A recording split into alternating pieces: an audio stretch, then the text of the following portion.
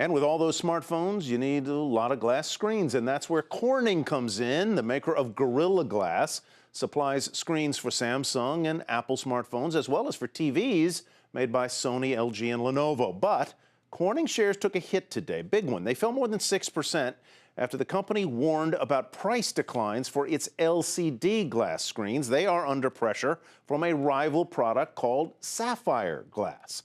Corning's chief financial officer talked about why his products are better than Sapphire glass. Our job is to make a Gorilla product that's better than Sapphire.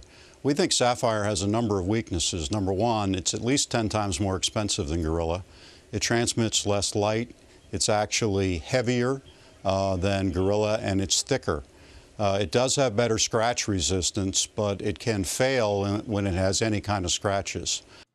Well, despite that new competition from Sapphire, Corning says it expects glass price declines to moderate later in the year.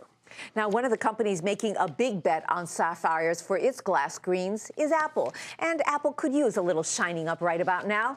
That's because shares of the company plunged 8% today because of disappointing iPhone sales last quarter, and we told you about that yesterday. So what is sapphire glass, and why does Apple think it's worth investing in?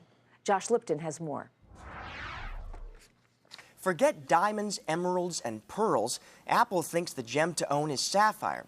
We don't know the new ways in which Apple intends to use sapphire, but we do know it's investing a lot of time and money in the gemstone. Apple signed a nearly $600 million deal with GT Advanced Technologies to become its producer of sapphire glass. And it's filed a patent detailing ways in which sapphire can be secured to various devices. Sapphire does have its advantages. It's durable and scratch resistant. Here's the big drawback. It's expensive to manufacture and produce. Eric Verret, an analyst at Yole, a technology research firm, says a layer of sapphire glass for a smartphone costs $17.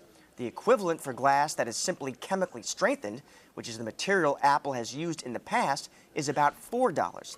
Sapphire glass at its current price point is probably too expensive to use for large screens like iPads.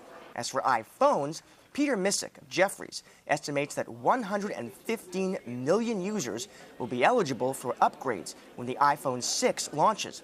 It doesn't appear like Apple right now has enough sapphire glass to cover that many displays. They could have very tight control. But Paul Semenza, president of NPD Display Search, a market research firm, says GT Advanced Technologies does have new manufacturing technologies that could lower the cost of manufacturing sapphire, which will allow for greater production to cover all those iPhone displays. It's conceivable that if the process ramps up, and it's a big if because it's a new manufacturing technology, but if it did ramp up, you could get to large numbers, and then they would have, the complete access to that.